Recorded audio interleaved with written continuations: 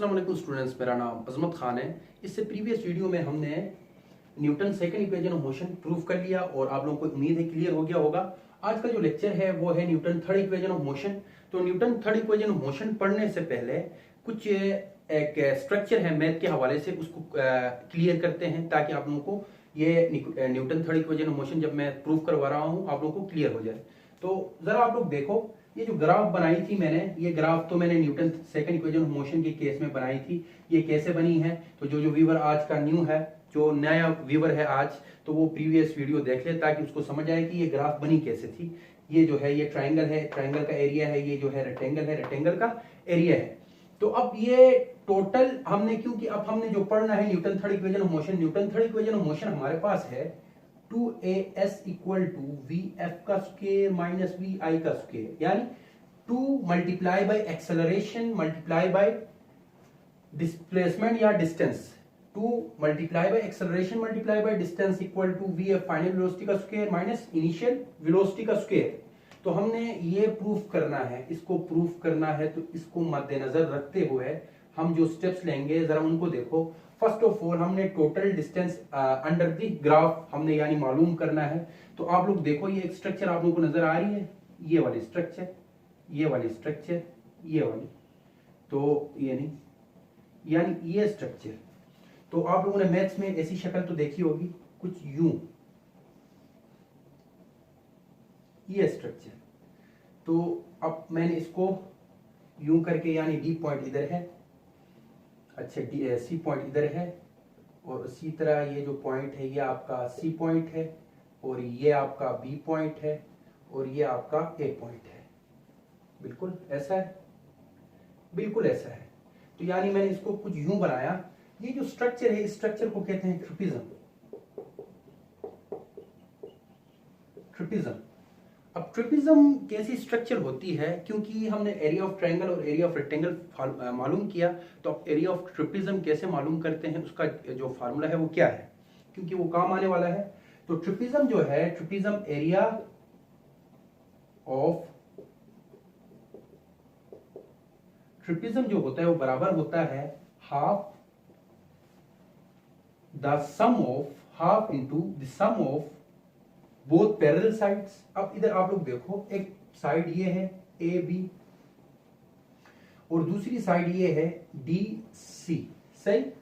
A B एक side है और डी सी डी, और ये सी तो नहीं है, इसका नाम क्या था, ए बी डी, और ये हमारे पास डी है बिल्कुल। और उसी तरह जरा देख लेता हूं, ये हमारे पास ओ है, ये हमारे पास ए है, और ये हमारे पास बी है, बिल्कुल। तो अब एरिया ऑफ ट्रिपिज्म जो है हाफ इंटू दी पैरेलल साइड्स। अब पैरेलल साइड्स कौन कौन सी हैं, ओ से ए एक साइड है और डी से बी एक दूसरी साइड है। तो ये side, this one side and this one side both are parallel to each other, so we said the sum of both parallel sides, मतलब O A side plus DB side and also the product of height। अब इस case में height चाहे आप A से C ले लो, चाहे आप O से D ले लो, हाइट तो सेम है ना, लेकिन इधर नहीं लेना, ये फिर इधर वेरी कर रहा है, इधर ये एक्सेलरेशन है, ये स्लोप है या एक्सेलरेशन है। तो हाइट ये है, चाहे इन बिटवीन, लेकिन फिलहाल हमने A से C ले लेते हैं, A से सी ले लेते हैं ताकि मजीद क्लियर हो जाए, आप लोगों को मजीद शॉर्ट हो जाए, ये इक्वेशन का प्रूफ जो है मजीद छोटे से छोटा हो जाए। तो आप लोगों को क्लियर हो गया कि एरिया ऑफ ट्रिपिज्म लास्ट जो पॉइंट है, प्रोडक्ट ऑफ देयर हाइट जो है वो आपके पास h है, और h की जगह मैं क्या लिख सकता हूं, AC लिख सकता हूं। क्या लिख सकता हूं, AC। यहां तक आप लोगों को कॉन्सेप्ट मेरे ख्याल से क्लियर हो गया कि एरिया ऑफ ट्रिपिज्म कैसे फाइंड करते हैं। तो आइए हम चलते हैं Newton third equation of motion की जानिब। तो जरा अभी देखिए, अब जरा Newton third equation of motion जैसे मैं प्रूफ करवाऊंगा, तो आप लोग ने लिखना है total area, total distance S equal to, total distance S equal to, अब total distance S equal to आपके पास होगा एरिया ऑफ ट्रिपिज्म। अब एरिया ऑफ ट्रिपिज्म मैंने आप लोगों को फाइंड किया है, तो अब आप लोग एरिया ऑफ ट्रिपिज्म की जगह उसकी वैल्यू पुट करो, half O A plus D B dot A C. यहां तक कॉन्सेप्ट क्लियर है? तो मैं अब इसको रब करने जा रहा हूं। तो आप लोगों को मालूम पड़ा है कि एरिया ऑफ ट्रिपिज्म कैसे हमने फाइंड किया। तो अब आप लोग देखो फर्दर, S इक्वल टू, अब ये 2 इसके साथ कुछ नहीं है, इसके अपॉन में 1 है, तो ये 1 इनके साथ मल्टीप्लाई हो तो कोई फर्क नहीं पड़ता। O A plus D B dot A C divided by 2। अब जो फर्दर जो बात है वो ये है कि ये जो 2 है, अब आप लोग इधर इधर देखो, इधर थोड़ी सी नजर इधर भी दौड़ाओ कि इधर 2 जो है इधर डिस्टेंस के साथ क्या है, प्रोडक्ट फॉर्म में है। 2 इधर डिवाइड में है तो इधर आके मल्टीप्लाई होगा, ये बन जाएगा 2s equal to O A plus D B dot A C. मजीद जो लेफ्ट हैंड साइड में जिस चीज की कमी है वो है हमारे पास एक्सेलरेशन। 2 भी मिल गया, s भी मिल गया, लेकिन अब एक्सेलरेशन की कमी है। एक्सेलरेशन आइए देखते हैं ग्राफ में हमें कहां से हासिल हो सकता है। तो हम देखते हैं, हाँ दिस वन बी सी जो है ए टी, यानी बी सी क्या है, ए टी है। तो हम एक काम करेंगे, अब ए और टी दोनों फॉर्म में है, हमें सिर्फ एक्सेलरेशन चाहिए, टाइम नहीं चाहिए। एक्सेलरेशन की जरूरत है तो हम कहेंगे क्या करेंगे, इधर भी टाइम है तो इधर भी टाइम आ रहा है, तो आप लोग लिख देना मल्टीप्लाइंग, सॉरी बिल्कुल multiplying and dividing both sides by B C upon A C. Multiplying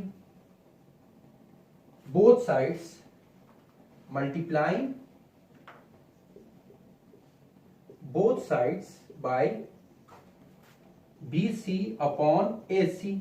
अब ये जुमला आप लोग हैरान हो कि ये बी सी अपॉन ए सी क्यों लिखा सर ने। अब बी सी जो है हमारे पास बेसिकली क्या है, ए टी है। अब मैंने ए सी से डिवाइड भी किया है, साथ साथ बी सी को मल्टीप्लाई करने के साथ साथ ए सी से मैं डिवाइड भी कर रहा हूं बी सी को। क्यों कर रहा हूं, क्योंकि हमें टी की रिक्वायरमेंट नहीं है, टी हमें नहीं चाहिए, क्योंकि ए सी हमारे पास क्या है, ए टू सी हमारे पास टाइम है, और बी सी हमारे पास क्या है, बी सी हमारे पास एक्सेलरेशन भी है और टाइम भी है। लेकिन हमें फिलहाल इधर क्या चाहिए, लेफ्ट हैंड साइड एक्सेलरेशन चाहिए, इसीलिए इस टाइम को हमने खत्म करना है। इसी वजह से मैंने ए सी से साथ साथ डिवाइड भी किया। जब मैंने multiply both side by B C upon A C किया तो हमें क्या मिलेगा, ये तो रब कर लो फिलहाल, आगे हम लास्ट में पुट करेंगे वैल्यूज को। तो जरा देखो, जब मैं 2s लेफ्ट हैंड साइड पे ही मल्टीप्लाई होगा बी सी अपॉन ए सी, और उसी तरह राइट साइड पे भी मल्टीप्लाई होगा बी सी अपॉन ए सी।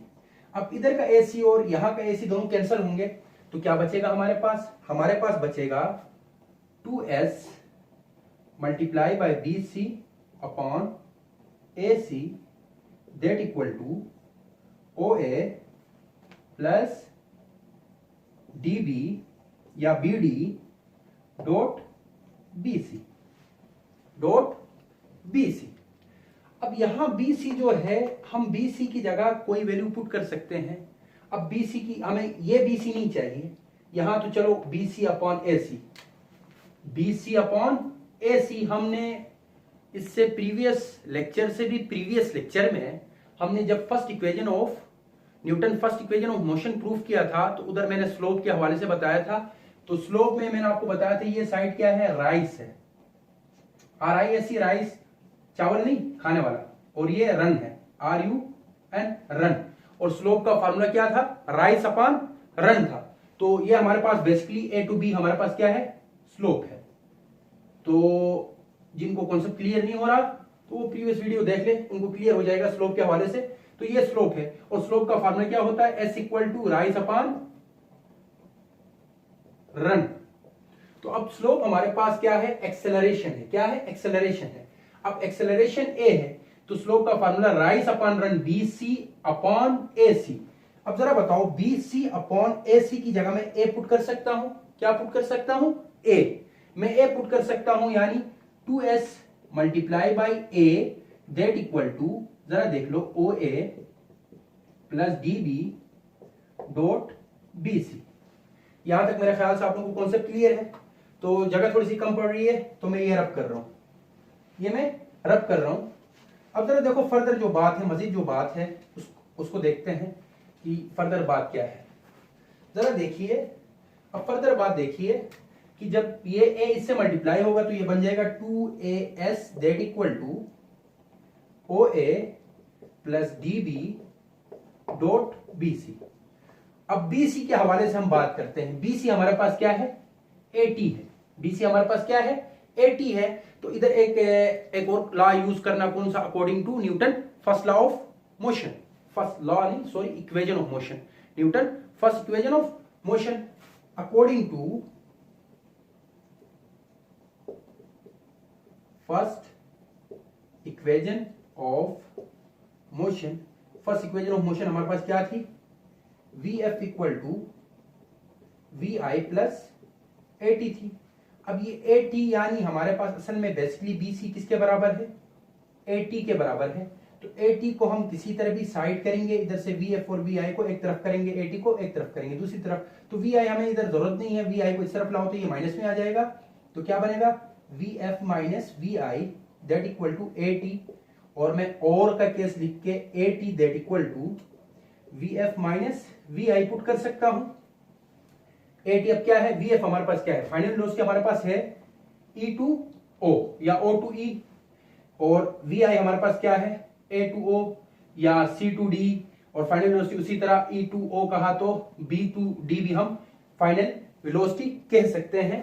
तो उसी तरह नेक्स्ट जो स्टेप है, उस स्टेप में आपने क्या करना है?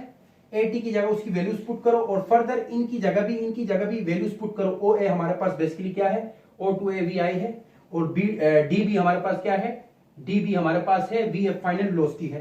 तो 2AS that equal to OA हमारे पास VI प्लस DB हमारे पास VF, और साथ साथ अब इक्वेशन फर्स्ट के हवाले से हमने हवाला दिया है न्यूटन फर्स्ट इक्वेशन जो हमारे पास है VF equal to VI plus 80 है, लेकिन हमने थोड़ा सा रीअरेंज करके 80 एक तरफ किया, 80 equal to VF minus VI। तो अब 80 की जगह उसकी वैल्यूज पुट करो, BC हमारे पास बेसिकली 80 है, तो ये है VF माइनस VI। सही। अब मैथ्स में आप लोगों ने एक रूल पढ़ा है, एक फार्मूला पढ़ा है, A square plus minus B square, A square minus B square. उसका फार्मूला क्या होता है? A square minus B square बराबर होता है A plus B into A minus B, A plus B into A minus B। अब इधर आप लोग बताओ VI हमारे पास फॉर एग्जांपल, चलो VF को पहले लिख दो, VI को बाद में लिख दो, VF प्लस VI। कंफ्यूज नहीं होना, क्योंकि एडिशन के केस में भी कम्यूटेटिव लॉ ओबे होता है। तो VF को मैंने पहले लिखा क्योंकि इसके मुताबिक मैंने अभी चलना है। तो VF यानी VF को समझो A है, VF को क्या समझो?